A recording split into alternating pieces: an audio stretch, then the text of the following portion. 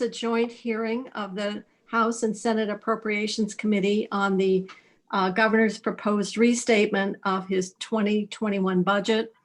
I am Jane Kitchell. I chair Senate Appropriations, and with me tonight are committee members Senator Nitka, Senator Westman, Senator Ash, Senator McCormick, and Senator Starr. Thank you. And I am Kitty Toll. I am Chair of House Appropriations. And as Jane said, I would also like to welcome you all to the first of two public hearings. And these hearings are critical in order for us to hear the concerns of Vermonters. And I will introduce the appropriation members from the House. We have Representative Hooper, Representative Townsend, Representative Feltus, Representative Lanfer, Representative Iacovone, Representative Jessup, Representative Conquest, Representative Myers, and Representative Fagan. And Representative Fagan will now explain how we will proceed with testimony and timing. Thank you, Representative Toll. So I've been asked to handle the timing duties, and everyone should see a witness timer clock somewhere on the screen that you're looking at. That will count down from 2 minutes to time out at 0. At 30 seconds, you'll hear me come on and say, 30 seconds, please finish. And then when it hits 0, I'm going to say, please finish up with your final statement. If for some reason or another someone is going too long, then we may have to move you to a waiting room. But we certainly invite and ask everyone to please send in comments that you've made or that you were not able to make via email to Teresa Utton at leg.state.vt.us, all lowercase, and it's TUTTON at leg.state.vt.us. And we will, trust me, we read all of them together as a committee, and we go through them and we take each of them into heart. So please do that. Representative Toll. Thank you. Let's start with the testimony. Our first testimony will be from Beth Walsh, and we will follow with Cole Edmondson.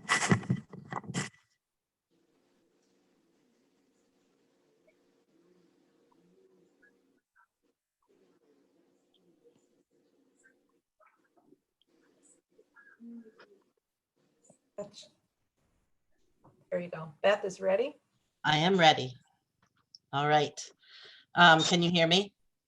Yes. Great. All right. I'm Beth Walsh. I am the president of the Vermont State Colleges United Professionals. I'm also the director of career development at NVU Johnson. My history with Johnson started before I was born. My mother attended Johnson Teachers College. And a few years ago, she wrote an essay that told how Johnson changed her life. She wrote, and I quote, "I applied and was accepted only days before the school year started. Who knew that teaching and I would be a perfect match? That I, a private person, would find joy and fulfillment spending my days learning with hundreds of children over the years," end quote. And at the Vermont State Colleges, we continue to change our students' lives. I've testified in the past, always with the same message. The VSC cannot survive without a substantial increase in state appropriations. Our tuition is too high, our young people leave the state, and our older students struggle to reach their goals because of the expense. I understand that the demographics of fewer college-age students in the Northeast is not in our favor, but the research of Professor Greg Petrix has shown that our shrinking enrollment is tied to our growing tuition, not the demographics. The survival of our public college system is essential to the health and well-being of our communities, our businesses, and our state. We're here for the public good, for the benefit of Vermont. It isn't just the money. With a college degree, people are happier, vote more often, are more politically active, and are more active in their communities. What I have realized is that it comes down to one question. Is it important that Vermonters have access to affordable public higher education?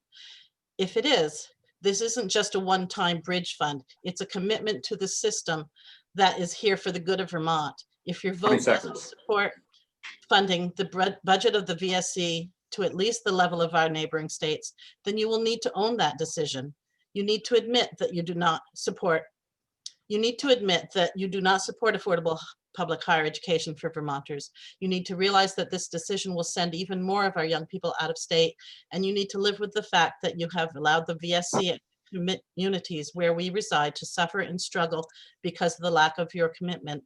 Time's Please up, make Beth. your Please decision wrap up. for the public good. Thank you. Thank you. Thank you, Beth. I know it's difficult, the 2-minute timing, but we heard your message and thank you.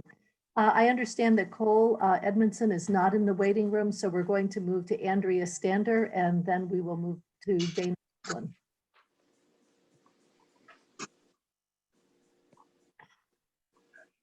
Andrea, you are muted. Sorry, I didn't realize I had control of that. Good afternoon.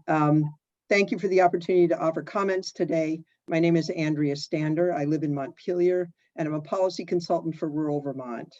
Before I begin, I would like to express my deep appreciation for the hard work of both the appropriations committees and indeed the entire legislature. Your jobs are difficult in ordinary times, and what we are all living through is surely the opposite of ordinary. There are two issues I would like to comment on. First, I urge both appropriations committees and the entire legislature to support the governor's proposal to allocate $2 million in state funds to provide parity in COVID relief for Vermont's immigrant residents, many of whom were deemed essential workers at the start of this pandemic, but who were also deemed ineligible because of their status to receive the federal COVID stimulus checks like the rest of us. This is an injustice that Vermont must rectify. Furthermore, I urge the legislature to do everything it can to increase the amount recommended by the administration so that all Vermont immigrant residents, many of whom are spouses or children born in the US, are treated fairly. It is the least we can do in these times. Second, I ask that the appropriations committees accept recommendations that I believe will be forthcoming from your agricultural committees to make crucial technical amendments to the COVID relief funding programs that were created last June to help farms and other agricultural and food businesses. These enterprises, often run by just one or two extremely hardworking Vermonters, are the backbone of Vermont's food system, and they have struggled to continue to provide high quality food to us all in the face of enormous challenges. 27 seconds. These changes will ensure that they too are treated fairly. In the early days of the pandemic, when the deep flaws of our national and global food supply systems were painfully revealed, Vermont farmers and food producers stepped up in unprecedented ways, not only to feed those who sought more reliable locally produced food, but they also made huge contributions to our charitable food system, which continues to see unprecedented demand. Thank you for your time and consideration. Thank you, Andrea. I see in a message that, do we have Dana Kaplan next? Dan Richardson would be to follow.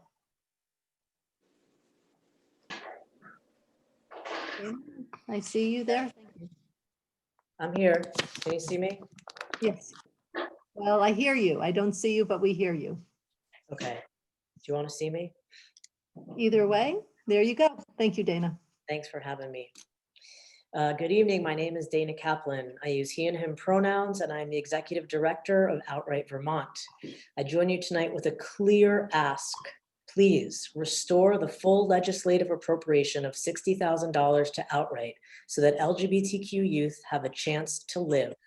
It's simple and quite frankly should be a no-brainer. The legislature already took a wide range of testimony and agreed that $60,000 needed to be allocated to see this priority through, that the AOE would attempt to cut this relatively small for them amount of funding that goes a tremendously long way towards creating safer schools for everyone is beyond disheartening and honestly scary. That they shared they had zero intent or ability to replicate the unique services that we provide. The legislator listened and acted beautifully by adding that money to the AOE base as a pass-through grant to Outright Vermont, expressly for the purpose of funding our work to create safer schools. I trust we've all seen the YRBS data and those numbers. Those are real youth.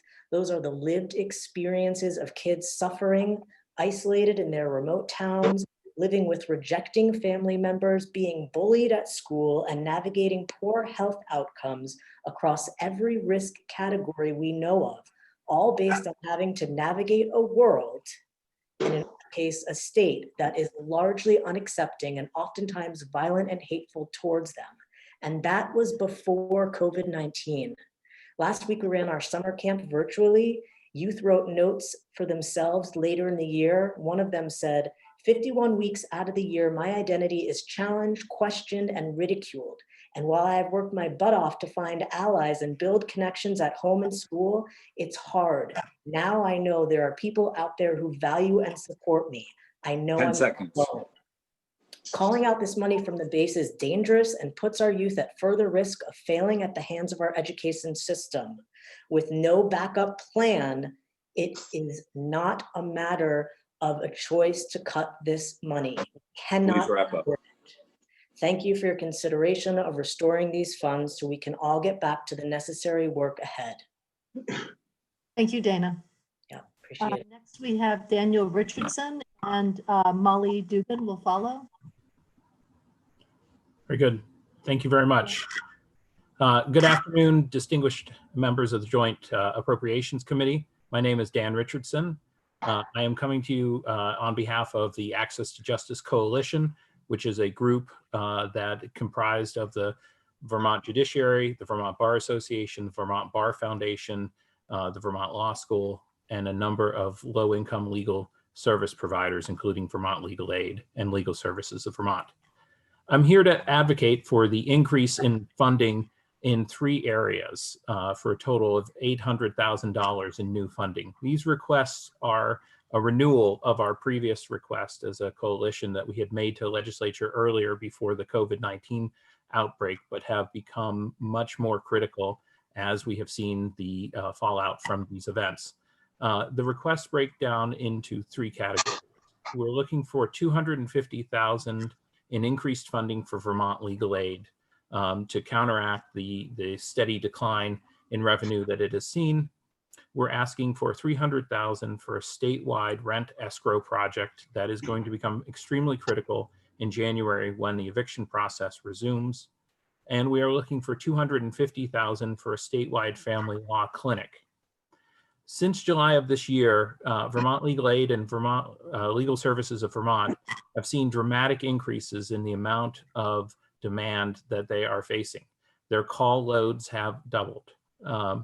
And the Legal Services of Vermont, its web tracker, usually counts about 100,000 unique visitors to its website. It is on track now for doubling that to 200,000.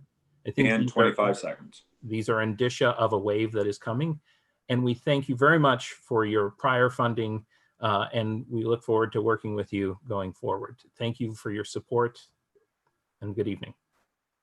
Thank you, Dan. We have Molly Dugan up and Brooke Hughes Muse follow. Hello, Molly. Hello, thank you. My name is Molly Dugan, and I work for Cathedral Square, and I'm the director of the statewide SASH program. SASH utilizes the network of affordable housing providers across the state, all funded by Vermont Housing Conservation Board Investments in partnership with health and community provider organizations such as Area Agencies on Aging and Home Health to provide support and care coordination to help approximately 5,000 vulnerable Vermonters stay at home throughout their lives. I respectfully request that you support the governor's recommended level funding for SASH in the Dale budget for state fiscal year 21.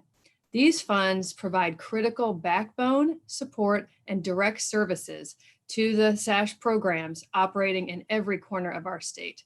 I am pleased to report that in early March, when the pandemic arrived in Vermont, the investment you all have made over the years in the statewide infrastructure for SASH provided a swift, thorough, consistent, and most importantly, compassionate response that helped keep our thousands of older Vermonters and adults with disabilities living in your communities connected, informed, and healthy.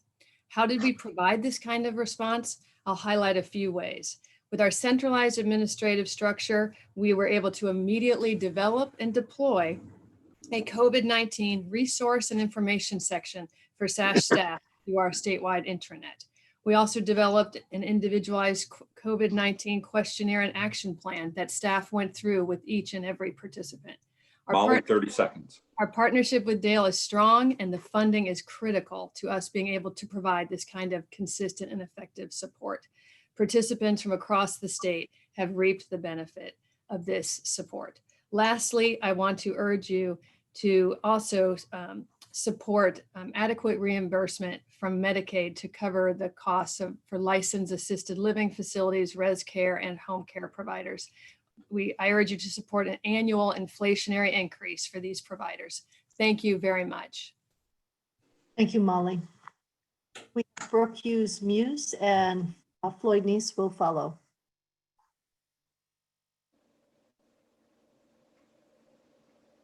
I think Brooke is actually Timothy on the form. I think it got confused. I'm sorry, Tim. The wrong name was put on the form. I have you as, Okay. but I see you're Timothy, so welcome. Hi, thank you.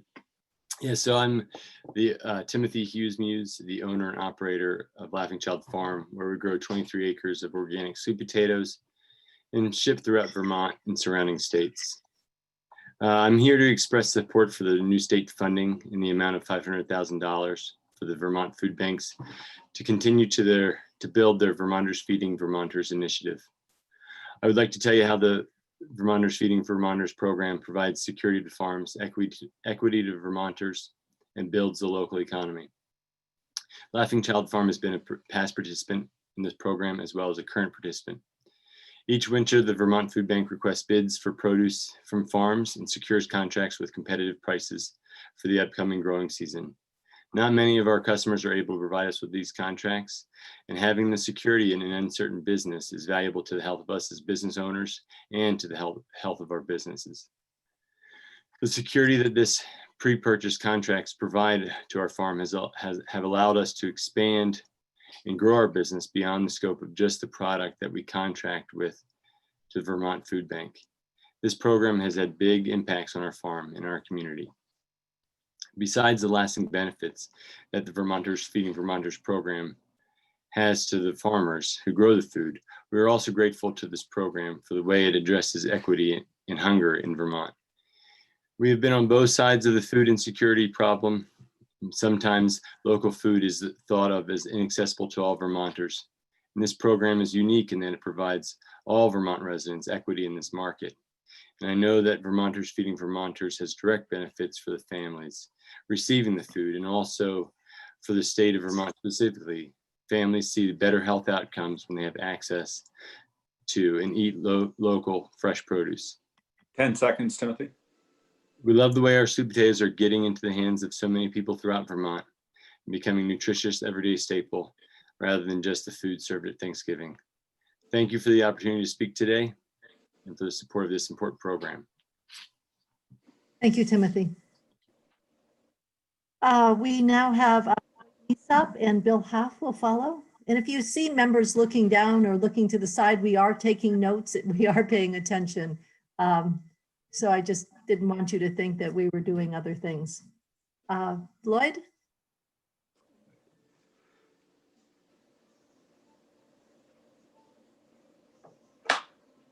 Lloyd, you are muted.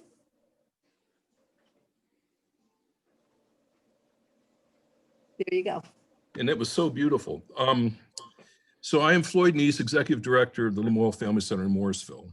And please be aware that I provided more background in the form of a longer testimony document, and I urge you to take a look.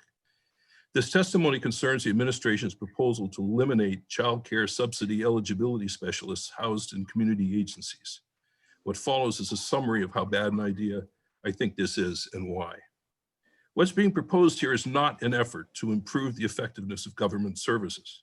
It is not an effort to help families with young children already struggling with low or no incomes improve their lives in the middle of a pandemic. It is not an effort to make sure that families with young children get the services they need when they need them. This is not just a budget cut, it's a major change in policy. In fact, this policy change flies in the face of the stated goal of the Child Development Division of the Department for Children and Families, which is, quote, to increase access to high quality, sustainable services that are developmentally beneficial for children, strengthen families, and meet their needs. We do this in partnership with families, communities, schools, providers, and state and federal agencies. The administration's proposal would do exactly the opposite. It decreases access to high quality services for struggling families and abandons partnerships with families, communities, schools, and providers. With a wave of the hand, line 37 of the administration's budget proposal says it will, quote, complete work in-house with existing state resources. Here's the work that those existing state resources are expected to replace. 30 seconds, Floyd. 21 eligibility specialists that serve 350 to 400 families a year that process 10,000 applications a year. Each ES is an expert in local resources and services. So 2 important facts. Eligibility determination for child care subsidies was originally moved away from state offices and into community-based agencies because of the stigma experienced by families in need of child care subsidies. So I know how busy you are, but I urge you to read the background of this testimony that's been provided. This has been proposed before. This very change has been proposed before in 2011. Back then, you thought it was a terrible idea. You were right. It's a worse idea today, and I urge you to reject it again. Thank you. Thank you, Floyd. I understand that Bill Half is not in the waiting room, and so we're going to move to Olga Cruz. And I believe, let's see.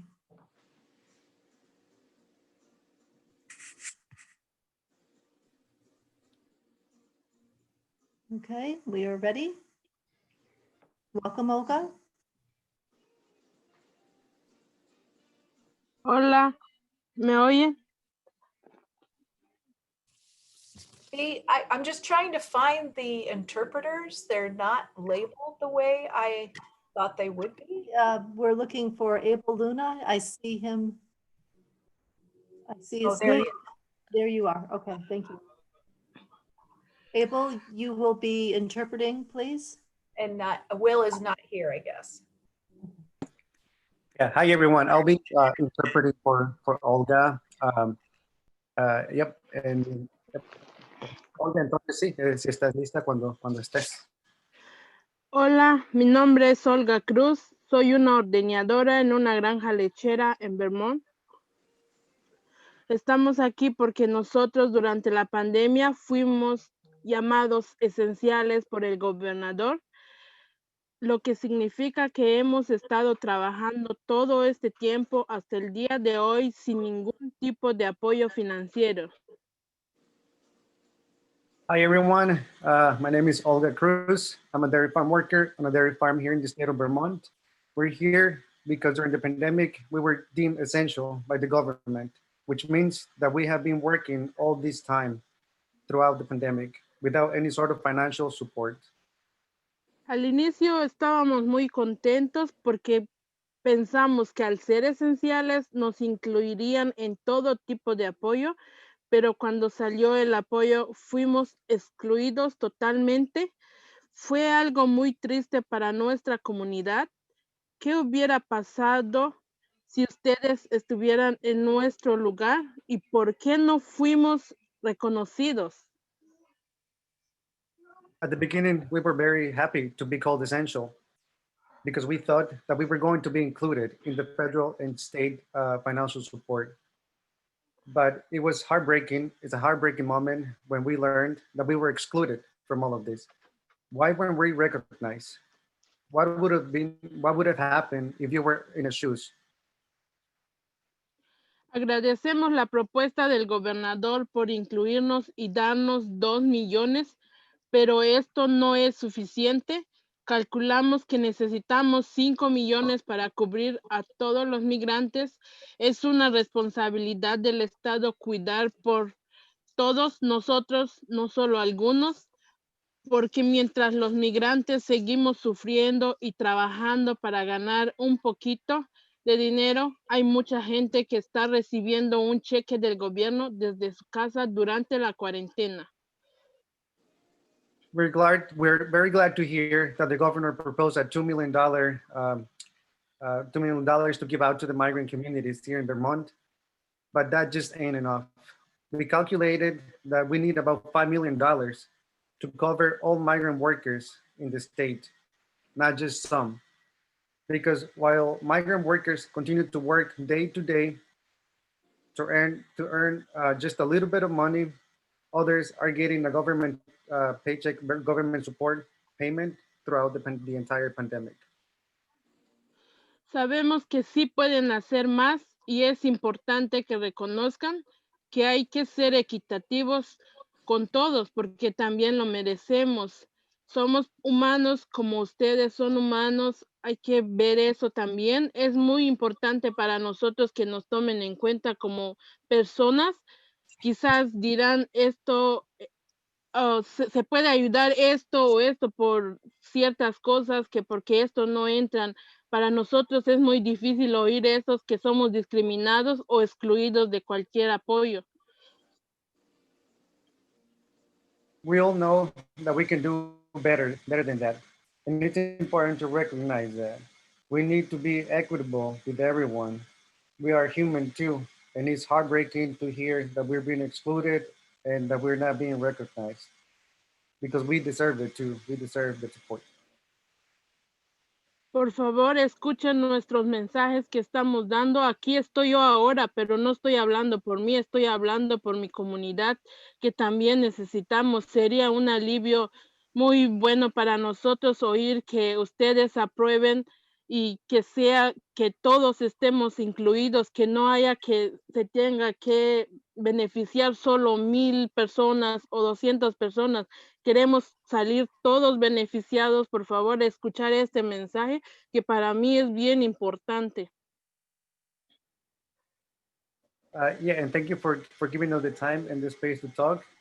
And I'm not just here talking about myself, but I'm here representing my community.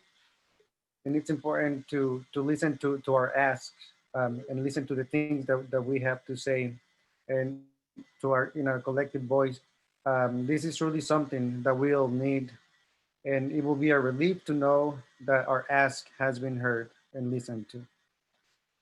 Por favor, gobernador, tratar de 10 corregir seconds, Abel. el error que el gobierno federal está haciendo. Tratar de corregirlo, por favor, que también somos humanos. And please let's make up or let's fix the what the federal government couldn't because we're all human too. Gracias. Thank you, Olga. Thank you, Abel. We will move to, I saw on the screen, Jose Cordova. Welcome. Hola, José. Si te estás en mute, si quieres quitarte. Oh, Jose needs to unmute his microphone. Sí, ahí estás. Sí. Sí. Cuando Ok. quieras. Buenas tardes, mi nombre es José.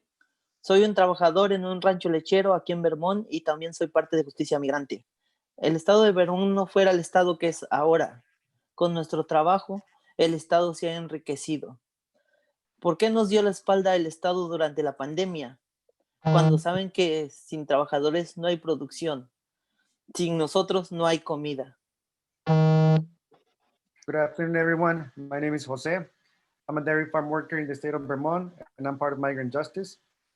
The state of Vermont wouldn't be what it is today without us, farm workers and the migrant community. With their hard work and labor, Vermont has become a wealthier state. Why did its state turn its back on us during the pandemic?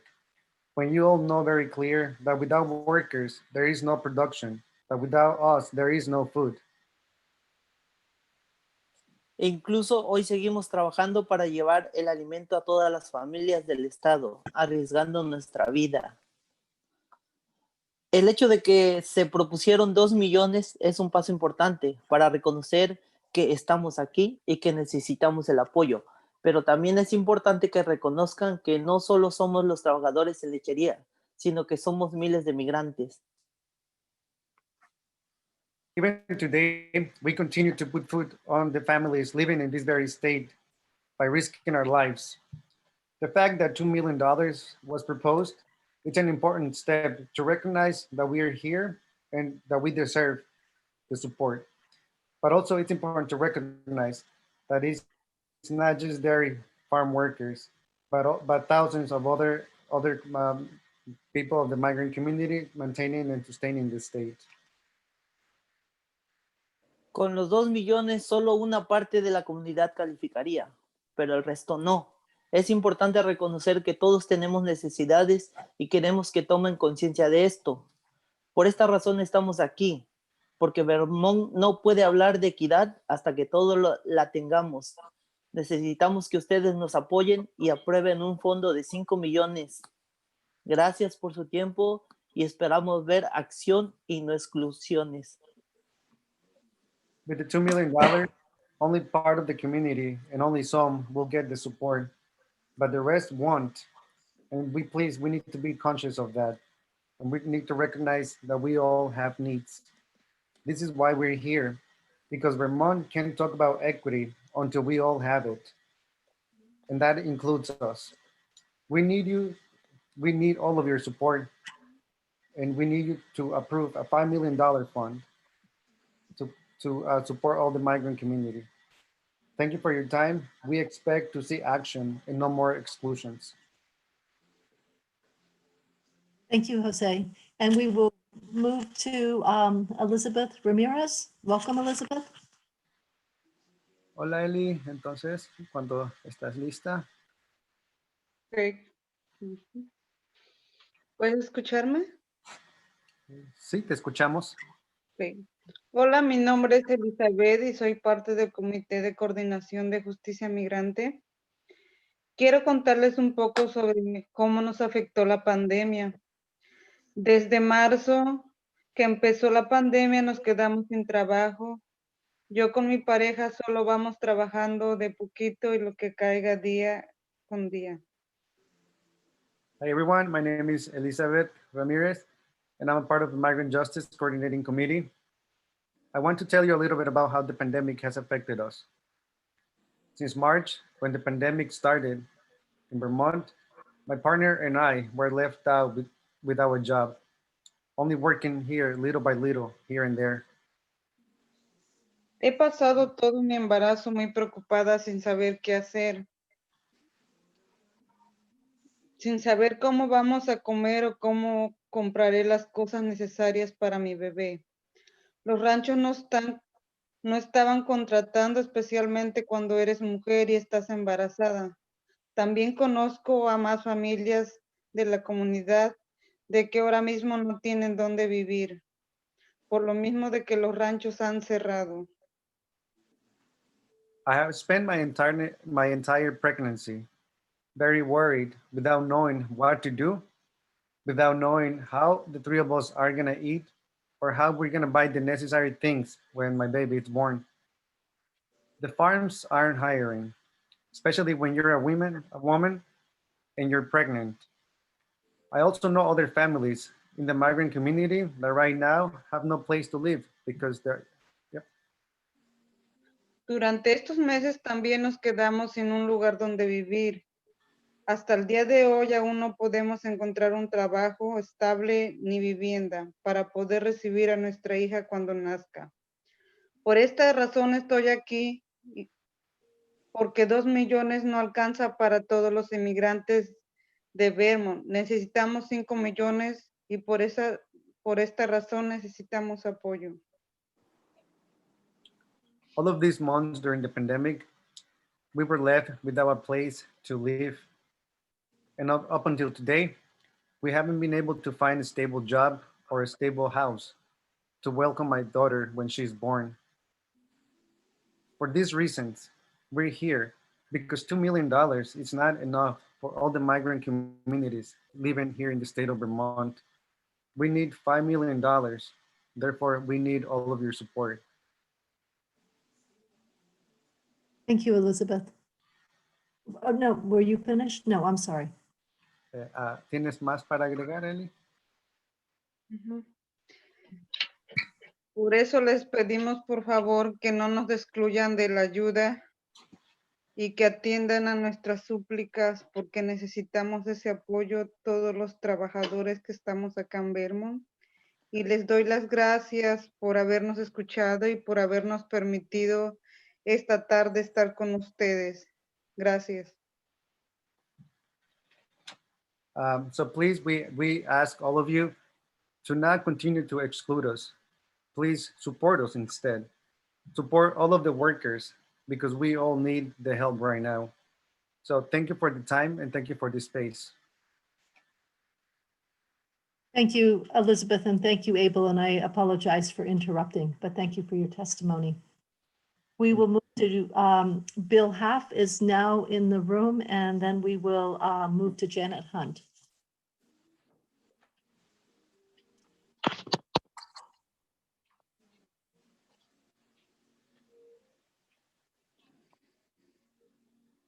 Hi, I'm Bill Half. I am a organic farmer up in Walden, Vermont, and I grow on about 4 acres. And I've been involved in the farm to school program for about 10 years with Walden School, Hardwick Elementary School, and more recently the St. Johnsbury School. And where the children have been involved basically in planting potatoes and harvesting potatoes. And early on in the farm to school program, I was involved in some of the taste testing that was going on with NOFA when they were doing that more so. Other people are going to be talking about the funding. My interest, of course, is funding for the program, but more importantly is to share with you some of the enthusiasm and excitement that not all the children, but many of the children who have come to the farm over the last 10 years have shown and exhibited. And I just want to share some observations and anecdotes that I've recollected through the years. And some of the children say, "Oh, is it okay to eat this carrot if it's dirty? Oh, it's really yucky when they're digging potatoes and they put their hand on the gushy mother potato." And one of the kids says they walked by some spinach when they were washing some potatoes, and they asked if it's okay to try it. And and I said, "Sure." And one of the boys says, "Oh, this tastes so good compared to that canned spinach that I'm used to eating." Bill, 25 seconds. Oh my goodness. Okay, I'll speed it up. And basically, you know, the connection between the farm and the community is really important, and the experiences of the children have been really valuable. And the farm to school program is valuable because some of the schools have gardens, and it gives them opportunities to come to farms. Thank you so much for supporting the programs. Thank you, Bill. Thank you. Janet Hunt and Jill Olson.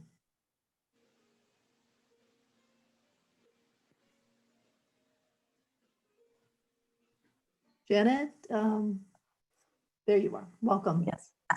Thank you. It's nice to see your familiar faces. My name is Janet Hunt. I'm the Executive Director for the Vermont Association of Area Agencies on Aging. And there are 5 member area agencies on aging located throughout the state. We have 2 focus areas that I want to emphasize for your consideration with regard to the 21 budget. The first is with regard to home and community-based provider funding increases. An increase in funding for home and community-based providers will ensure that older Vermonters have the flexibility and the care that they need to age in their homes with dignity and with health. These increases are needed for parity with nursing homes and annual increases, nursing home annual increases, especially during times like these. Now, more than ever, we need to be able to pay for our community providers to help care for our older adults, our parents, our grandparents, where they truly want to be, which is within their own home environments, with their families, and with their community members. If this parity issue is not addressed now, we will continue to see a workforce decline within our community provider network, and families will have no choice but to institutionalize their loved ones in more expensive long-term care settings. The second part of the consideration that I'd like you to consider is the need to increase the nutrition home delivered meals on wheels programs. And as you may well know, these meals, including the delivery of the meal itself, promotes health and well-being. It delays adverse health conditions and reduces social isolation. We ask that you increase the funding by $1 million to more adequately cover the cost of providing meals and allow us to continue paying the increased rates to the end of the fiscal year. As 15 we recover, seconds, Jane. As we recover from COVID, these services are critical to ensure that older Vermonters have the support that they need to stay healthy. Extra funding has been helpful, but the state of Vermont needs to continue the commitment for nutrition programs for older Vermonters. Thank you very much for your consideration. Thank you, Janet. We now have Jill Olson, and I understand you're by phone only, so we won't wait for your video. And then Jordan Diaconia will follow. Welcome, Jill. Thank you very much. I appreciate the time today. I have a few things I wanted to share with you. Can you guys hear me? Yes. Okay, good. I'm sorry, I didn't see the timer going, so I was concerned. So first, I just wanted to say that the stabilization monies from the Coronavirus Relief Fund are working, and I wanted to just express our gratitude for those. I am not at this moment concerned that we're going to lose any of our home health agencies this year as a result of the coronavirus. So I wanted to share that. But I also wanted to say that, as I think you know, all those relief funds are one-time monies with a lot of limited uses. And so they're really not dollars that we can use going forward to take care of Vermonters. And one of the things in particular they don't cover is our losses from fundraising. So we've canceled all of our fundraising events this year. Fundraising usually brings us over the top from losses to positive margins, and that is just not going to happen, and we can't use those dollars for that. This is all happening at a time when we actually have, I would say, a more significant workforce crisis than the one we had in January. So we lost a lot of staff through the crisis in many agencies, and then our demand is higher as other parts of the long-term care system have less capacity because of their response to the coronavirus. Adult days, closures, nursing homes unable to take as many people because of the need for isolation and separation. So really Bill, just at the 29 moment seconds. when we're really needing to ramp up, we're actually in a rebuild mode, even as caseloads are projected to get higher. So this is really a critical time to support this program. There's really never been a more important time to help keep people in their homes as long as they can, instead of going into nursing homes to the greatest extent possible. Thank you. Thank you, Jill. We have Jordan Giaconia up, and Kathleen Warner will follow. Wonderful. Good evening, distinguished members of the committee, and thank you for the opportunity to testify. I'm Jordan Giaconia with Vermont Businesses for Social Responsibility. I will likely only cover just a broad swath of some of the issues that we're working on, so I'll be sure to follow up with written testimony. So firstly, I just want to emphasize the need for increased supports for our hardest hit business sectors and sole proprietors. Vermont businesses have been gravely impacted by the COVID-19 pandemic, and we support the most recent proposals to allocate additional grant funding to help these businesses endure through the crisis. In a recent survey conducted both by VBSR and Main Street Alliance Vermont, nearly 80% of the businesses reported that their highest percentage losses for any 1 month period since March were 30% or more. And 46.7% of those businesses said that they had considered closing without additional federal funds. And another 58.6% indicated they would have under a year before having to make this difficult decision. So this stark picture really paints a need for continued economic relief, not only for a small business community, but also for additional support for everyday Vermonters who keep our businesses, communities, and economy running. Also want to thank you for the Women and Minority-Owned Business Program, but will flag that there are about 48 women-owned businesses who received false confirmation that they would receive grants from the program. So just want to stress that many of them have made financial decisions with this in mind, and encourage the legislature to appropriate additional funds or transfer funds to make sure that they receive grant payments. Also want to stress the critical importance of our childcare system. The pandemic has really brought to light the critical role that childcare plays in our society to the forefront, making clear that it's an essential form of infrastructure for a strong economy. In this case, what we're really looking for here is additional supports for our childcare providers, namely pay, hiring, retention bonuses, hazard pay, professional preparation, and access to health insurance. Jordan, 10 seconds. You got it. And then additional to that, also want to make a plug for an expanded essential worker hazard pay to capture the full breadth of Vermont's essential workers, as well as an appropriation of $972,000 to implement the Global Warming Solutions Act, should it pass out of the House and Senate. So with that, I thank you all for the opportunity to testify, and I'll be sure to follow up with written. Thank you, Jordan. And we will follow next with Kathleen. Are you, there you are, you're on, and then Sue Minter will follow. Welcome, Kathleen. You need to, there you go. Okay, am I unmuted now? You are. Thank you very much. I don't see my video on the screen. Oh, yes, I do. Thank you. Good evening, and thank you for the opportunity to be here. My name is Kathleen Warner. I'm a woodland owner and certified tree farmer in Chittenden, director of the Vermont Woodlands Association and Vermont Woodworks Council. I'd like to speak about the Working Lands Enterprise Initiative and its importance to the landowners and businesses I serve. I appreciate your steadfast support of Working Lands through the enabling legislation in 2012 and the continued funding of the program. I also appreciate the $8.5 million in COVID relief funding to help farm and forest enterprises that have suffered losses in the midst of the pandemic. But I'd like to talk about the future funding for Working Lands for farm and forest businesses that have survived the pandemic and must redefine, reinvent, reinvigorate products and markets for healthy post-pandemic futures. I anticipate that within the next 12 months, many will be ready to shift their focus from stabilization to growth. That's when they will need access to capital that helps them fund that growth. The Working Lands Initiative has been a powerful tool for rural economic development. The governor's pre-pandemic proposal had level funding of Working Lands at $595,000 with an additional $750,000 in one-time funds. The current budget removes the additional one-time funds. Understanding the difficult environment we are in today, the Working Lands Enterprise Coalition is united in asking that you consider funding the program for a total of $750,000. Kathleen, 24 seconds. This is not nearly what we have previously felt was needed to make transformational change, but it reflects a careful and realistic consideration of what's possible in our challenging times.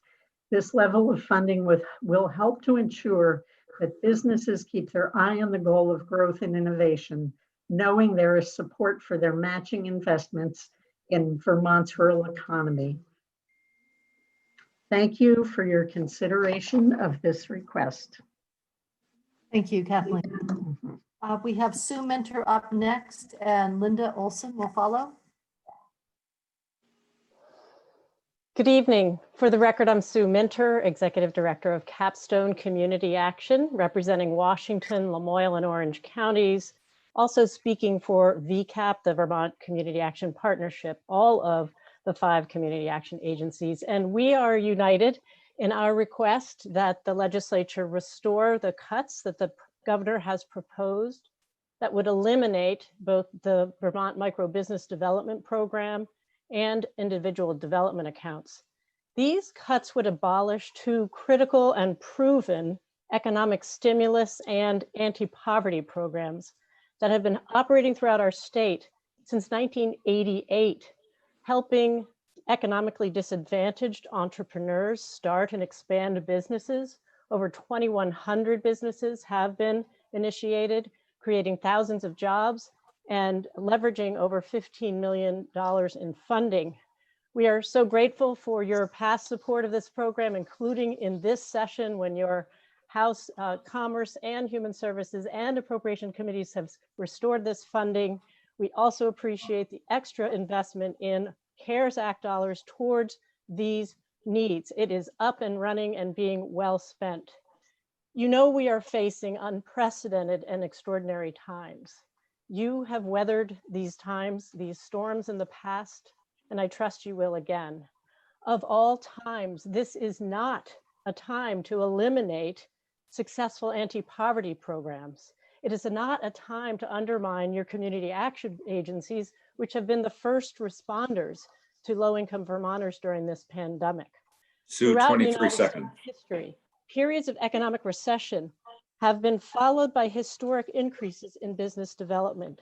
Our micro business development program is a win-win, kickstarting economic recovery, creating jobs and economic opportunities to those most impacted by the current economic downtime, and providing equity to our economic development platform as a state.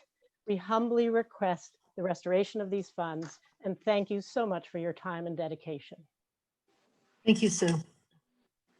Linda Olson and Michael, oh boy, Key, I hope I'm pronouncing it correctly, will follow. Thank you for the opportunity. I'm sorry, let me start my video here. Thank you for the opportunity to speak tonight. My name is Linda Olson. I am a longtime faculty member at Castleton University, and I'm also a union officer for AFT Vermont. I wanted to thank you for listening to us today, but I also wanted to say that Vermont currently ranks 49th out of 50 states in terms of public support for higher education. And that means our students pay one of the highest tuitions in the country, and that 40% of our students actually don't go on to post-secondary education right after graduation.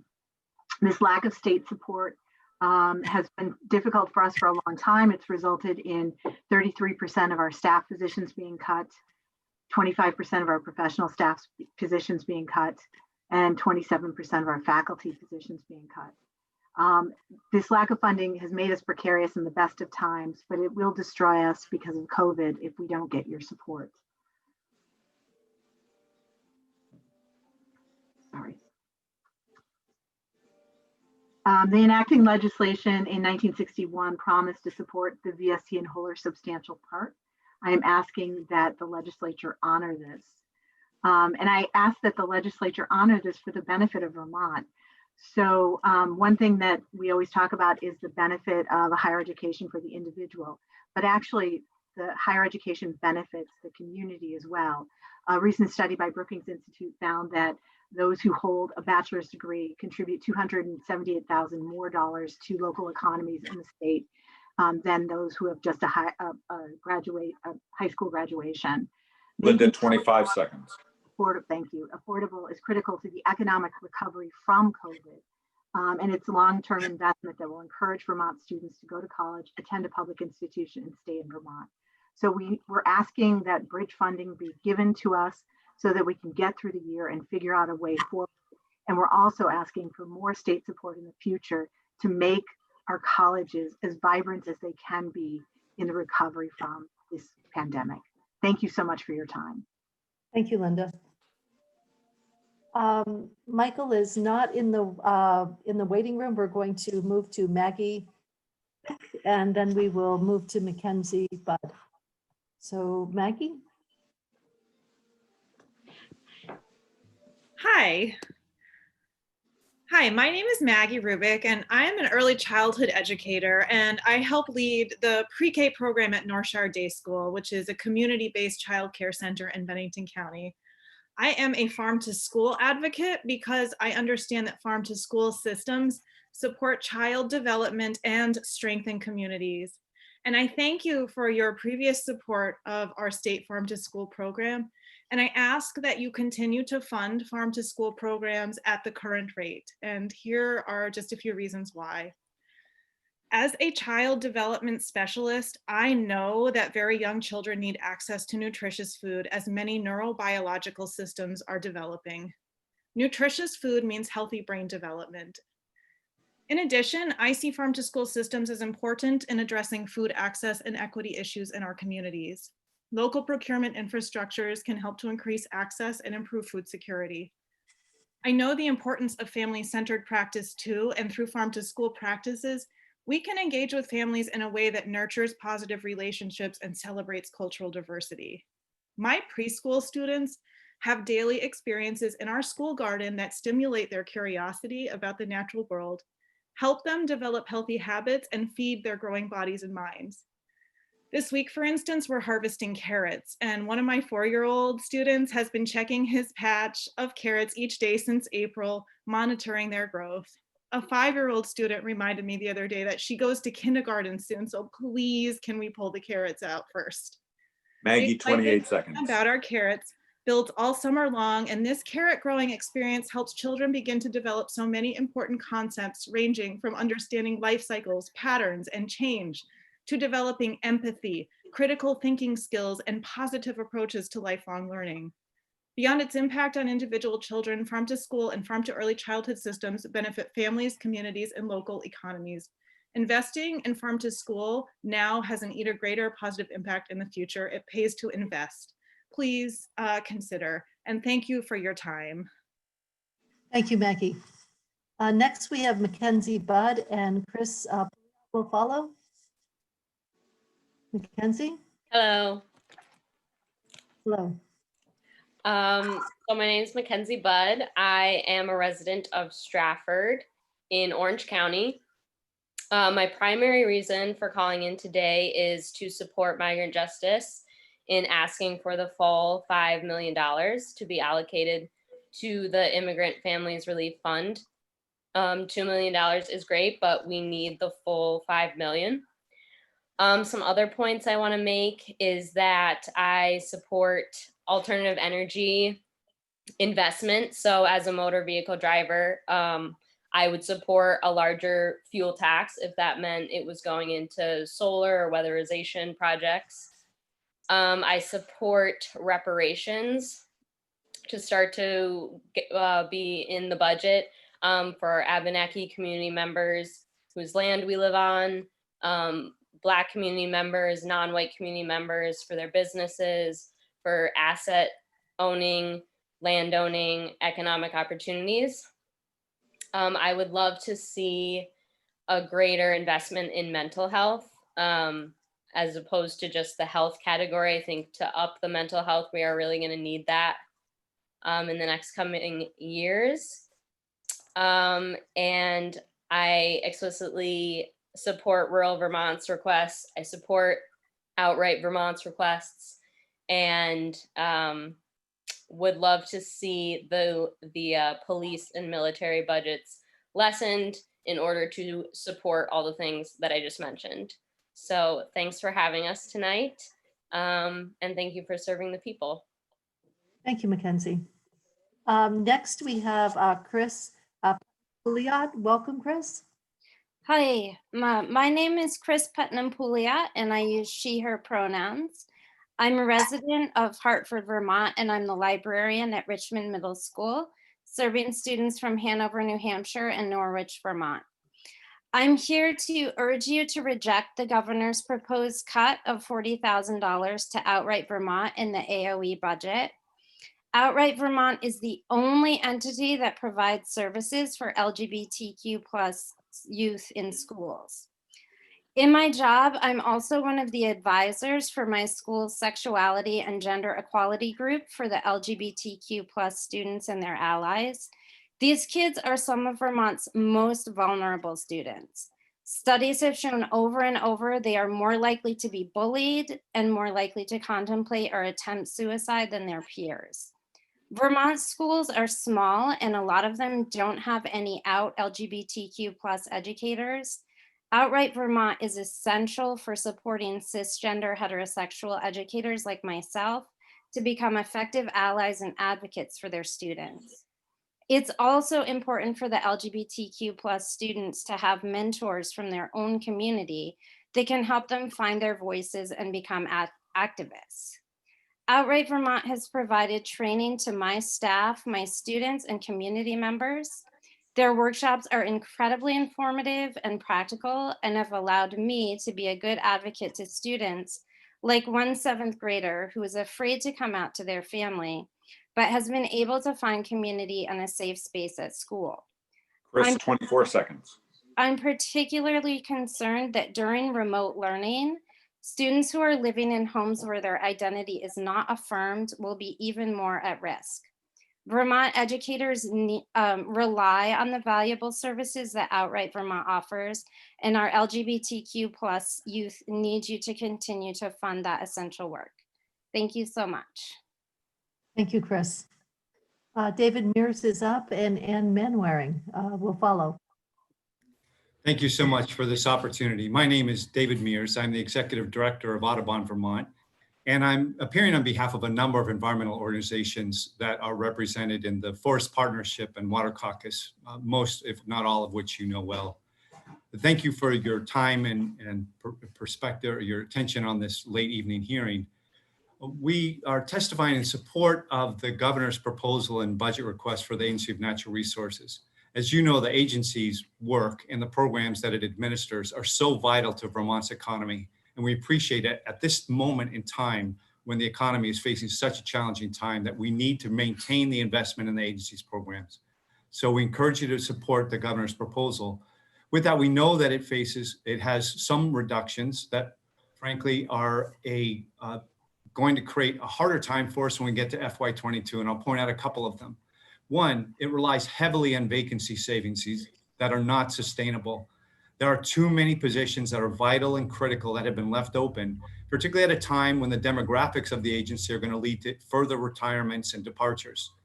Secondly, this is the third or maybe fourth biennium in a row that the administration has not requested a fee increase to keep up with even the basic inflationary costs faced by the agency, much less the increased complexity challenges associated with our new obligations placed on the agency.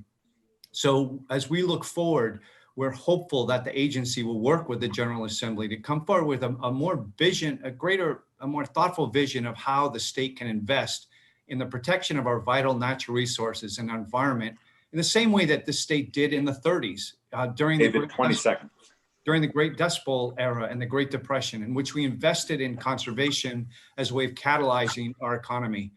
We absolutely, as we look forward, need to find new and better ways to make those investments. Again, thank you so much for your time and attention. Thank you, David. Next is Ann Manwaring, and Sarah Kinney will follow. Oh, thank you very much. And I want to say hello to Teresa and to any number of my former colleagues. My name is Ann. Hi. And, my name is Ann Manwaring, and I am the chair of the Deerfield Valley Communication Union District. We're a collection of 15 towns in Windham and Bennington counties in southern Vermont. The communication union districts were created because the state of Vermont made a commitment to extend universal high-speed access to the internet to every home and business in Vermont, focusing on the nearly 70,000 locations that are unserved or underserved. The standard for high speed is defined as a minimum of 100 megabytes upload and 100 megabytes download, which is accomplished by extending fiber to every home and business. This is as monumental a task as was building the highway system or the electrification system, and just as likely to be economically rewarding to our state and its people. The highway system is publicly financed in its entirety, both in its construction and its ongoing operations. Electrification is privately owned, but it is publicly regulated. In contrast, broadband is delivered through a competitive market system that is unregulated. The market system is driven by a requirement for the highest possible return on financial investment. It is this feature of the market economy that has failed rural Vermonters and all rural Americans from participating in the 21st century economy, and indeed increasingly in everyday life of all of our citizens. And 29 seconds. Thanks. Access to the internet is no longer a luxury. It is a requirement for participating in today's economy. Because Vermont is the second most rural state in the country, there is no public investment that will be more rewarding to Vermont's fiscal strength than the public money that will bring all of us into the 21st century economy. The Public Service Department has estimated that it will take $293 million from all sources to roll this out. That task can be accomplished. Anyway, we support the $2 million included in this budget targeted to CUDs and ask that you direct these funds to assuring that the CUDs can become viable providers of broadband to all of our citizens. Thank you very much. Thank you, Ann. Sarah Kenny is up and Steve Howard will follow. Hello, Sarah. Good evening. I want to thank you all for the hard work that you've done in recent years and during the pandemic to support Vermont's early care and education system. The Child Care Stabilization Program and the Restart grants that you authorized set a standard for the nation in how to sustain this crucial industry And we're hopeful that the additional 12 million that you appropriated this spring will also help these programs that are struggling to survive in a vastly different landscape now. Our state's recent efforts to address the current COVID-19 crisis have been complicated by the childcare crisis that predates the pandemic. We have to come together to address these immediate needs and to continue to build a high quality, accessible, and affordable childcare system that's founded on principles of sustainability and equity. We support the governor's proposal to continue to increase childcare financial assistance program reimbursement rates as a part of the 5-year redesign plan. However, those rates are still going to be out of step. So we recommend asking CDD, the Child Development Division, to update the market rate survey to reflect the increased cost of care in this pandemic. The governor, as you've heard, is also proposing to move CCFAP eligibility determinations out of community agencies and into the Economic Services Division. We do not think that a change of this scale makes any sense in the midst of this crisis. We are also concerned that the governor's budget does not include funding for 2 urgent themes that we're hearing from the field and that we believe are allowable uses of CRF dollars.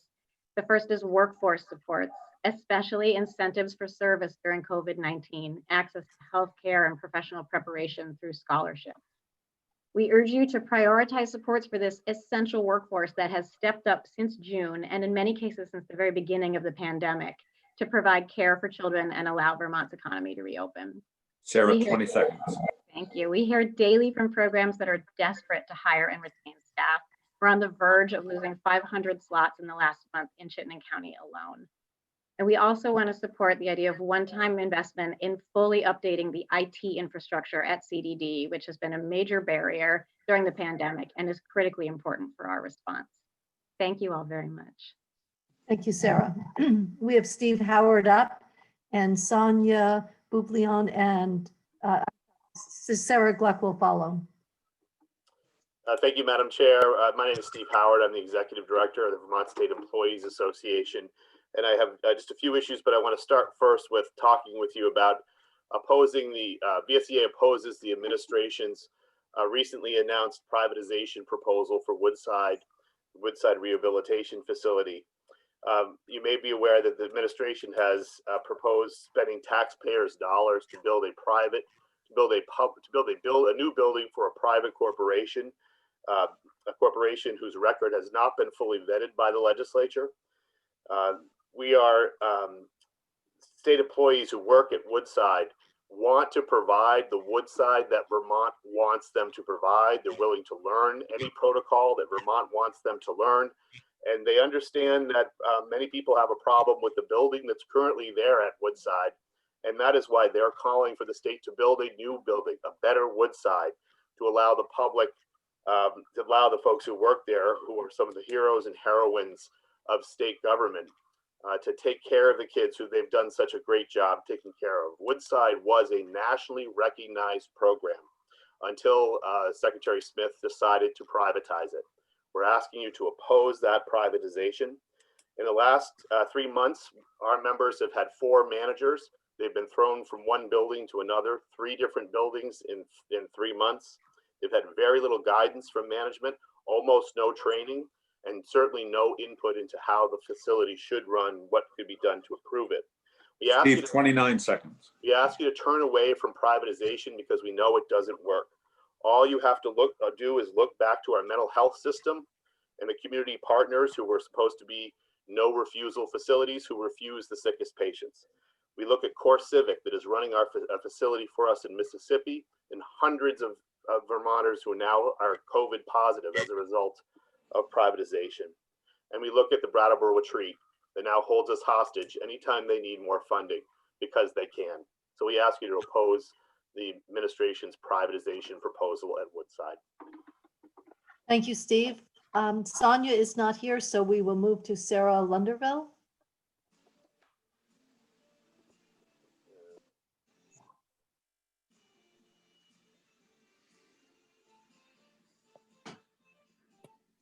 Hi. Hi, Sarah. Sorry, I was cooking dinner for my children. So welcome. Thank you so much and good afternoon. My name is Sarah Launderville. I'm the Executive Director of the Vermont Center for Independent Living.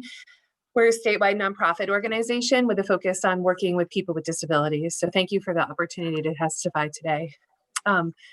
Today, I'd like to ask your support for a few different programs. The first is to unfreeze the fund for the participant-directed attendant care, or the PDAC program. Attendance support is essential for people with physical disabilities being able to live.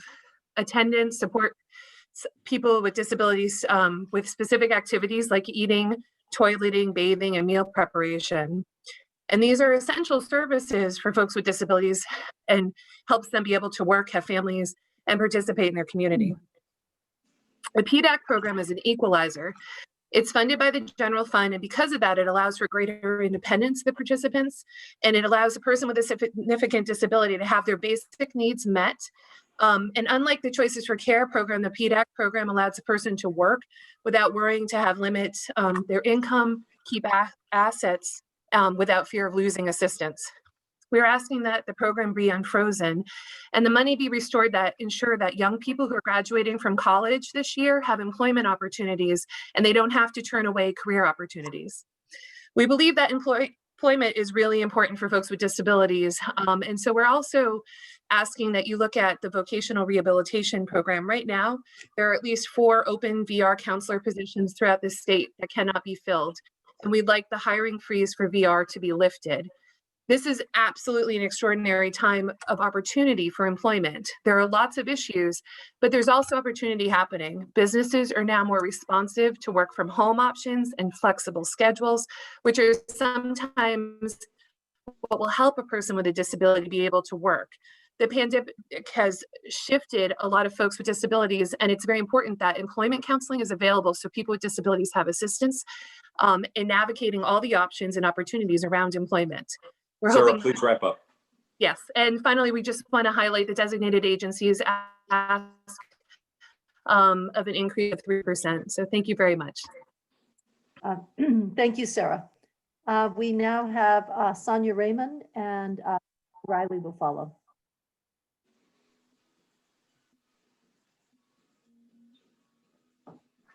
Sonia, there you are.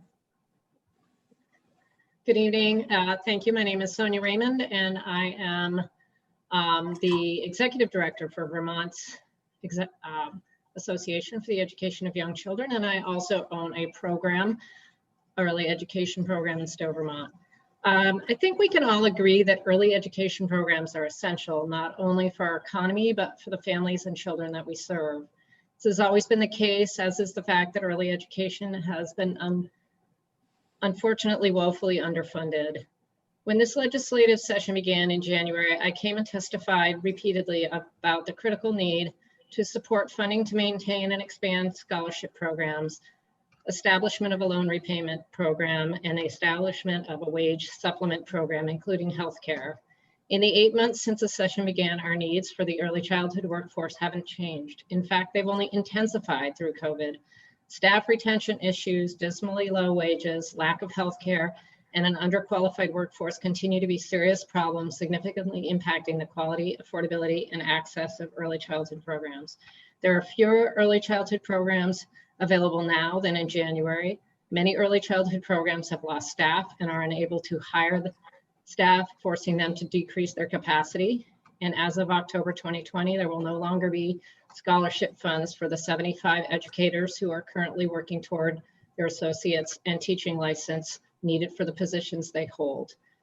In the newly released 2020 Building Bright Futures Early Childhood Needs Assessment, it highlighted this situation regarding hiring staff. 91% reported the inability to pay enough as a problem. 87% indicated the lack of qualified candidates as an issue, and 52% Sonia, 22 seconds.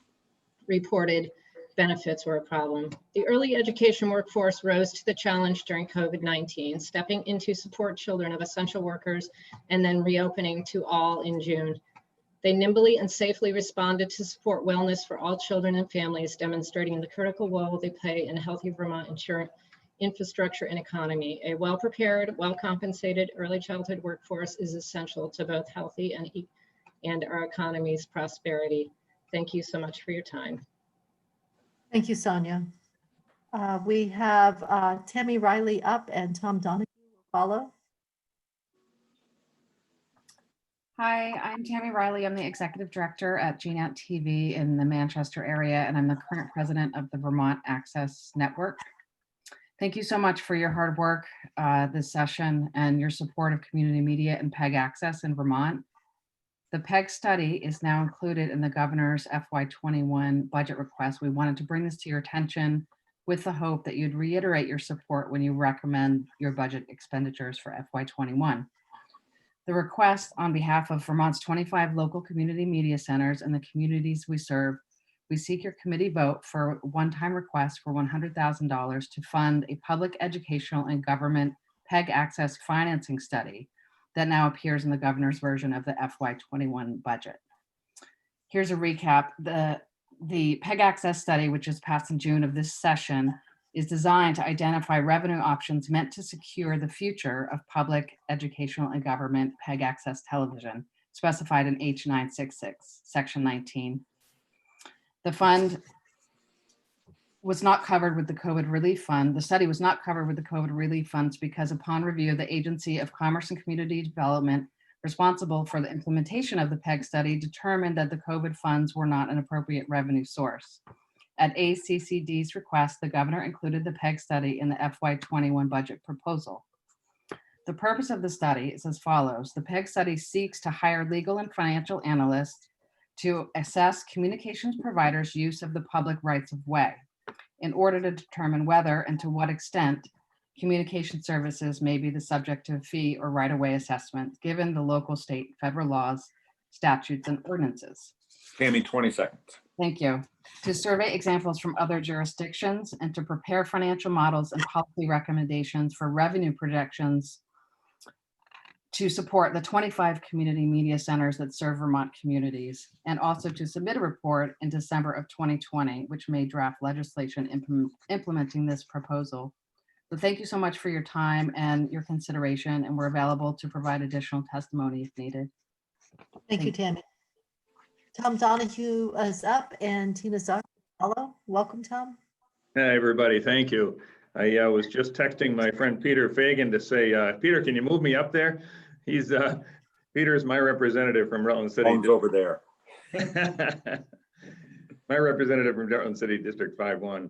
So appreciate the time tonight, folks. I'm following Sue Minter's act there with my opposition and the opposition of Brock Community Action of the elimination of the $293,000 in the microbusiness development program and the elimination of the $170,000 in the Vermont Match Savings and Financial Capabilities program.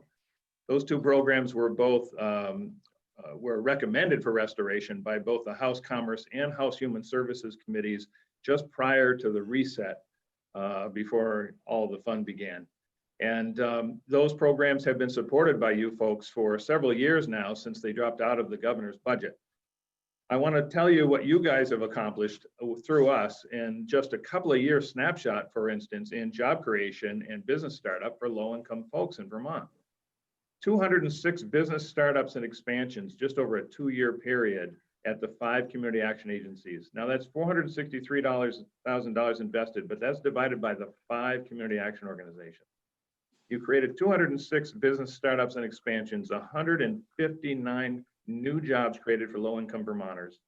You've leveraged over $2 million in additional capital for those businesses, additional capital. You've leveraged over $2 million with that investment.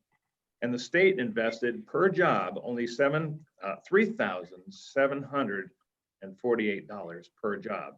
Now I have, before I got to lead a community action organization to help low-income Vermonters in crisis and with a path forward. And I love being here, and I'm honored to be here to assist these people in the plight of low-income Vermonters in Vermont and those living in poverty. I want to tell you that I spent 27 years in economic development prior to this. This Tom, is 12 seconds. Thanks, Peter. You said you'd add on another 10. Hey, listen, this is a great investment for your money, and we appreciate the fact that you've supported this. Please continue to support it. The microbusiness development and Vermont Match Savings ought to be part of Vermont's economic recovery strategy. Why we're eliminating programs that provide economic opportunity to low-income Vermonters, I don't know. Let's continue to lift low-income Vermonters out of poverty. please consider restoring these programs for us. We'll get the job done for you. Thanks, Peter. Thank you, Tom. Thank you, Tom.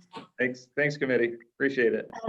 Tina is not here, so we will move to Tracy Shao, and following Tracy will be Wayfik Bayor. Hi, Tracy. Hi, good evening. Thanks for having me. My name is Tracy Shao, and I am Vice President for Conservation at Vermont Land Trust. I'm here today as a co-chair of the Vermont Housing and Conservation Coalition, a collection of 50 businesses and nonprofit organizations that partner with VHCB to continue investments in our rural communities. On behalf of the entire coalition, I want to start off by saying a very sincere thank you for the sustained investments in the VHCB. And thank you for your hard work these recent months. The fiscal CRF bills you passed in June were important. They included real resources for homelessness prevention and the working land sector. And our local service groups are very busy now turning those funds into economic activity and improvements for Vermonters. We believe in and value VHCB conservation programs support Vermont's rural communities. The conservation of farms and forests supports the viability of working land enterprises and the communities that depend upon them. They also host critical natural assets that provide opportunities and solutions to some of the vexing challenges we face in climate change, flooding, and water quality. These last 6 months have really shone a light on our need for food security and the importance of local farms and food, as well as the solace and safety our local trails, parks, and swimming holes provide. They were good investments before COVID-19. They have proven critical during COVID-19, and they will be vital to our economic and community recovery going forward. As it relates to fiscal 21 budget, we ask that you make one minor revision to the VHCB allocation, an additional $75,000 for READY, the Rural Economic Development Initiative. The governor did not fund this program. This program helps small communities with grant writing to pull in grant funds. And over the last 3 years, the program has brought in more than $4 million to these communities. 10 seconds, Tracy. The effort. We have a strong pipeline of community projects that will invest in boosting recreation, local food production, and saving special places. So thank you again for your time and your commitment to our rural communities. Thank you, Tracy. Wayfik Bayor is up, and following will be Sage Barber. Yeah, good evening, everybody. Good evening, everybody. My name is Wafiq Faour. I'm Palestinian American and living in Richmond, Vermont. I am here in support of the voices we heard earlier, the people who don't have a voice of how to survive in the state of Vermont. Voices like Olga Cruz, Elizabeth Martinez, and Jose we heard earlier. You know, and I know that the farms in Vermont wouldn't survive without those migrant farmers who are living here, that they are keeping Vermont agricultural economy and tourist economy, because we know the bankruptcies of many farms that they don't have enough labor force. But I see the migrants are a community that they don't have a voice of their future and their present now, while COVID is hanging like a cloud over our head. I recommend to you that to increase the budget from 2 million, what the governor proposed, to 5 million. And I will remind you that the United States of America can go overseas and talk about the human rights and equal rights, but here at home, the people of colors and the people who has no voice, our sisters and brothers in the migrant communities, they need the help the most, and it's essential for their health, for their education. We should treat them as a resident, as a member of our community, and you have the power to do such thing. So please reconsider and increase the budget from 2 million to 5 million at least, and support the safety of our community of migrants. I appreciate your work, and thank you very much. Thank you very much, Wayfik. We Sage is not in the waiting room, so we're going to move to FX Flynn. Yes, hello. Thank you very much. Madam Chair, for the record, I am FX Flynn. The initials are for Francis Xavier, and I'm the chair of the governing board of a Vermont municipality, the East Central Vermont Telecommunications District, the first of its kind in our state. We do business as EC Fiber, delivering wicked fast internet to rural towns. In 2019, the Vermont legislature and executive branch established a strategy for solving the state's rural broadband crisis. Follow the EC Fiber model. EC Fiber will, in coming months, finish spending the $41 million it has borrowed over the past 4 years to build about 1,400 miles, covering 22 of its original 23 towns, converting almost 20,000 premises to symmetrical 100 megabit per second internet availability. Next year, EC Fiber will be finished building the last of its original 23 towns, Hartford, which I represent on our board. We admitted new towns in May and July, and we hope actions you take in this session will make it possible for us to build these new towns in 2021 as well. Still, this leaves the state with some 63,000 locations to get out of crisis, over 20% of all locations in Vermont. 39,000 of them are in towns that are members of the new CUDs. Another 22,000 are in towns designated as study areas. To meet Vermont's goal of solving the broadband crisis in the member towns of all new CUDs by 2024, the new CUDs will need to spend $43 million a year starting right now. In fact, to even be in a position to start building next spring, $10 million needs to be spent by the end of the coming winter, by mid-March 2021. CUD 15. Governor FX. Scott has put into the budget to satisfy VITA's 10% match requirement will unlock the full $8 million VITA has to loan to CUDs. So this initial $10 million is in place if you say yes. To the extent that we can find ways to spend additional CARES money on accelerating our response to the needs our citizens have for telemedicine, distance learning, and the ability to work from home, we can do even more and sooner. The state's strategy is sound. Tactically, we need to spend more money faster. Keep in mind, every dollar can be repaid over time if needs. Please wrap it up. That's the EC Fiber model. Thank you for the opportunity to appear today. A more detailed version of this testimony has been emailed to you. Thank you, FX.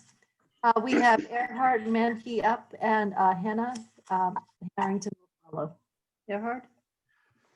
Good evening, committee members, and thanks for the opportunity to testify. My name is Erhard Manke, for the record, representing the Vermont Affordable Housing Coalition. And I also wanted to start off by thanking you for your extraordinary work and that of your colleagues on your policy committees over the last 6 months. Collectively, you and we all in the community organizations that are members of our association have a lot to be proud of. This is a great example of all branches of government and community providers working together. What has been achieved in terms of keeping the height of the pandemic, approximately 2,000 homeless Vermonters who were precariously housed, safe using taxpayer dollars. We saw no deaths from COVID among homeless Vermonters, and only one known person test positive. This is really an achievement to be proud of. The housing investments that you made through CRF and other CARES Act dollars bring relief to renters and homeowners that are hard pressed, that bring additional housing, improved housing, and that are helping to provide a transition for homeless Vermonters in many instances to permanent housing. One thing that COVID made clear is that you can't stay safe at home if you don't have a home, and that housing everyone makes all of us safer. So I want to thank you for the incredible work that you and your colleagues and all the community partners did. It really has been extraordinary. COVID also made clear that the lowest income Vermonters, people with disabilities, seniors, other vulnerable Vermonters, new Americans, people of color are the most affected and will remain the most affected when the pandemic subsides.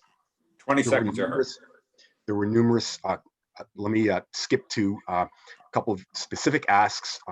that remain in spite of all the successes that have been achieved through the COVID, through the funds made available by the federal government. One is mobile home infrastructure needs remain. There was $750,000 in S-237, the Senate's housing bill, that was stripped out. And I would hope that in looking at one-time funds, you could relook at that and bring that back into the budget. Also, I hope you can still find money for Justice Reinvestment 2 and the investments that are needed there to stabilize folks coming out of prison for their housing and community support needs. And lastly, I'll just say quickly that we're very relieved that the emergency housing proposal that was in the governor's original budget is going to be delayed, and I'll follow up on that and other issues in writing. Thank you. Thank you, Erhard. Hannah Harrington is up and Irv Tomei is next. We'll follow. Welcome, Hannah. Hi, everyone. Thank you for having me. My name is Hannah Harrington. I work for Feeding Chittenden, Vermont's largest direct service hunger relief organization. We also host a food shelf that serves over 11,000 visitors a year. So I'm here today to express my support for new state funding in the amount of $500,000 for the Vermont Food Bank to continue building their Vermonters Feeding Vermonters program. I want to talk about this program from the point of recipients and food, actual vegetable produce distribution.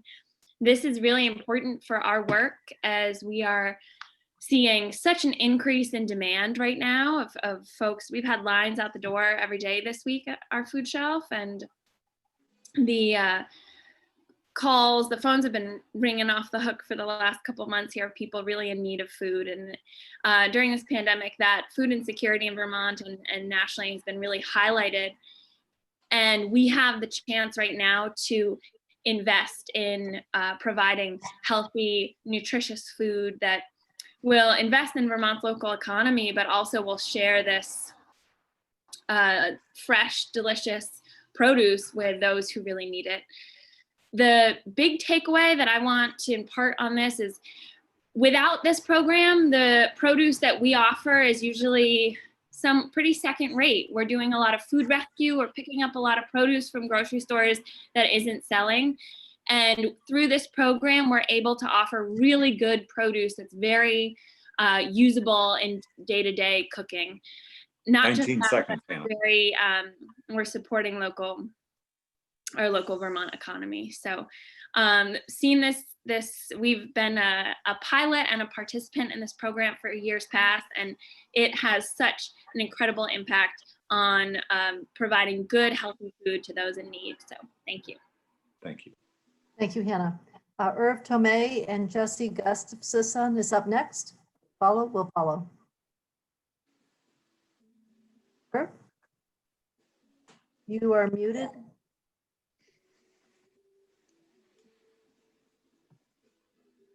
Irv, you are muted.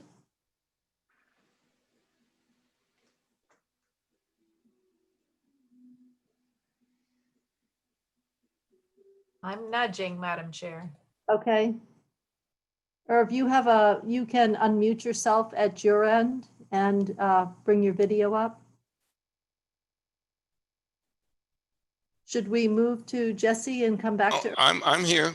Here you are. Good. Okay. And there. I apologize for the technical confusion. Starting again.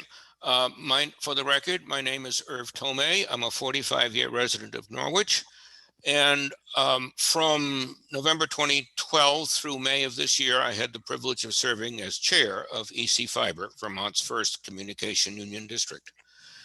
I am here to second the comments of Ann Manwaring and of FX Flynn in support of the governor's proposed $2 million for distribution to the CUDs.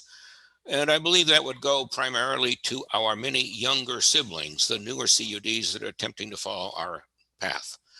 And I would also like to thank all of you on the appropriations committees for your hard work in finding and walking the very elusive fine line between what's allowable and what's not allowable for CARES money. Anyway, I want to emphasize the value of that $2 million in overcoming the initial bootstrap-ish part of a CUD. The House 966, as it was put together, no, sorry, House 513 earlier last year, provided for VEDA loans, but requires that the first 10% of a project be funded from other sources. EC Fiber had 6 years to raise about $6 million from a variety of private investors, mostly in small amounts, incidentally. And that got us to where we could go out to the bond market and seek municipal bond financing as Irv, 27 seconds. Thank you. We don't have that time in the state as a whole. COVID has made all of it urgent for the whole state, for all of the rural economy. That's why this money is so important. That's why we support that. And also, I would add that on point that I don't think Ann Manwaring got to speak to, contributions in kind, money spent by the CUDs between now and next spring should be counted toward the 10% that they need to bring to a VEDA loan. Thank you. Thank you, Irv. Jesse is not here, but we're going back to Sage. You are here by phone. Welcome, Sage.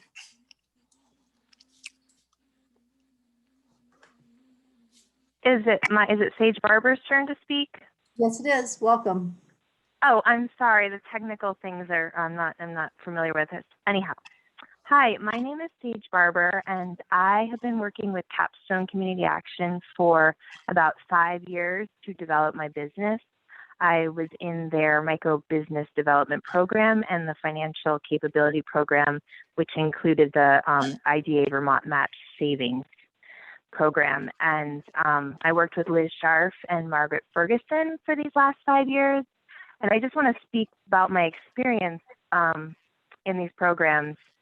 I had a little baby when I started, and I had a small business making greeting cards and, drawing plants on them and flowers. And I was hand folding all of them, and and I was able to, sell a few here and there to help kind of supplement, just the things in our household, like buy gas and fill up my own tank and go get something to eat with the baby when we're out and about. And I could run my business with my baby. And it was just really fun. Like I didn't, my whole life wasn't just being a mom.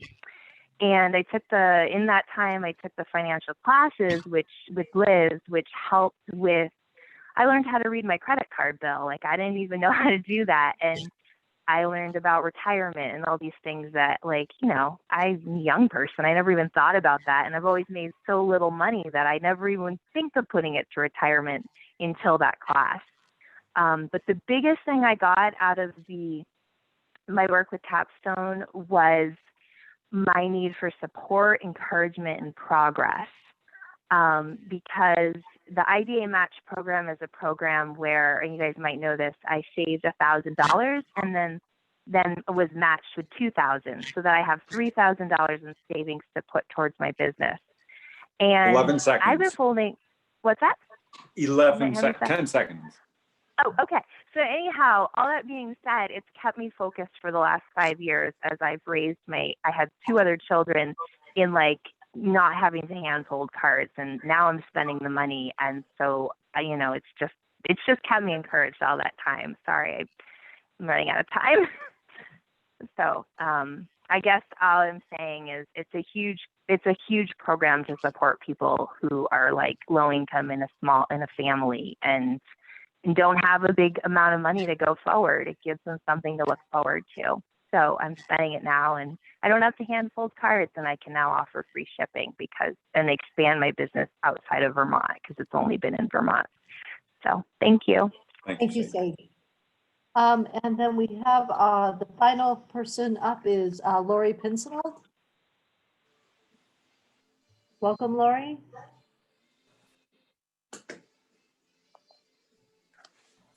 Can you hear me now? Yes, we can. Okay, I'll try to be quick. I'm going to echo what Floyd testified earlier. I'm Lori Pincinel, and I thank all of you guys for your hard work. I know this is really something for your work right now. I work at Sunrise Family Resource Center, and that's our parent-child center here in Bennington. The state years ago proposed to take out the child care financial assistance position out of the state and move it into community partners in an effort to save money. And so in the end, there were lots of meetings and they decided to move that position into Sunrise. That was almost 20 years ago now. State employee salaries and benefits are more expensive than what you see in community partners. So it made sense to move it out. And now the budget proposes to put that money back or move that position back into the state of Vermont. So I'm curious to understand how they moved it out to save money and now they're going to move it back in to save money. And the move would be very detrimental to families. And with the childcare system where it is right now and so much fluctuation, to make such a huge move just would stress families, the childcare system as it stands, and it makes little sense. We're a welcoming home-like setting, plenty of parking. There are no armed officers at the door that have to go through the diaper bags of people. There's no metal detectors. And if this move happens, then families may not feel like they can even go to the state office complex and get the services they need because of the stigma that it might have and the uneasiness it could be for families. After they get in the door and get through the metal detector, then they have to fight flights of stairs. And it's just a move that doesn't make good sense. And I hope that you will strongly look at this and think about the children, the families, and the early childhood professionals. Thanks for the work you do. Thank you, Lori. You're welcome. Teresa, is there anyone else in the waiting room? So we do have Amanda Garces from Human Rights Commission who was scheduled for tomorrow, but is here now through another link. It's up to you. Where do you want to stay? I think we're here, and is that all right with the others if we take one more for 2 minutes and not tomorrow? So Amanda Garces.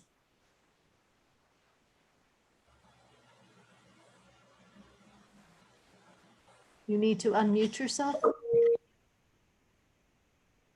You're ready, Amanda. Yes. Hi, how are you? Thank you so much for having me. Can you hear me well? Yes, we can.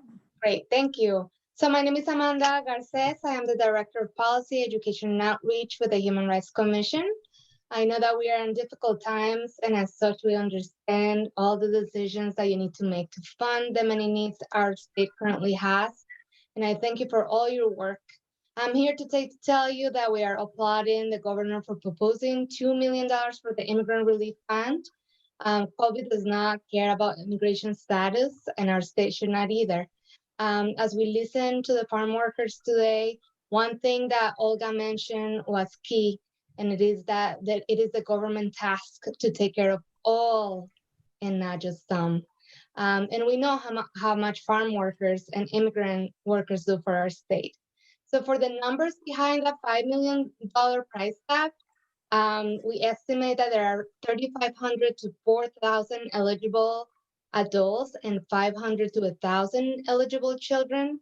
To get our estimate for adults, we calculate at 1,250 undocumented dairy workers, an average of estimates done by Migrant Justice, UVM researchers, the UVM extension program that generally range between 700 and 1,500, 1,750 undocumented adults outside of dairy. This is extrapolated from a 2016 report by the New American Economy that counted 1,979 total undocumented immigrants in Vermont. We subtracted 234 that the report counted in agriculture and rounding off, and then 500 citizen and legal permanent residents who file taxes with undocumented spouses. Amanda, 19 seconds, please. Taken from this 2017 report by the American Immigration Council, which counted 1,000 US citizens living with undocumented family members. I can send you this. So I just also, two things, we really encourage the funding for Outright Vermont. and some funding for the Act One, the Vermont, Act One, the social equity and working group, which is doing really amazing work. Now that we're talking a lot about equity and education, we really need to put the money where our mouth is, and that if we're saying in all our statements that this work is really important, we really need to fund it, at least in this minimum this year, a minimum of $20,000. That's Thank you, Amanda. all the number for the undocumented, the immigrant relief fund. We encourage that you take in consideration our families that are suffering right now. So thank you. Thank you, Amanda. Teresa, is there anyone in the waiting room or? Nope, everybody in the waiting room has been heard. Okay, and I don't believe there's, are there any closing remarks, Senator Kitchell, that you wanted to make at this time? No, other than to thank everybody who participated tonight, and it's our first time at this kind of hearing, and I think it went really well. So thank everyone and all the people behind the scenes to make it work. Thank you. Thank you. And we'll be back at 1 o'clock tomorrow to continue. Good night. Going off live stream now.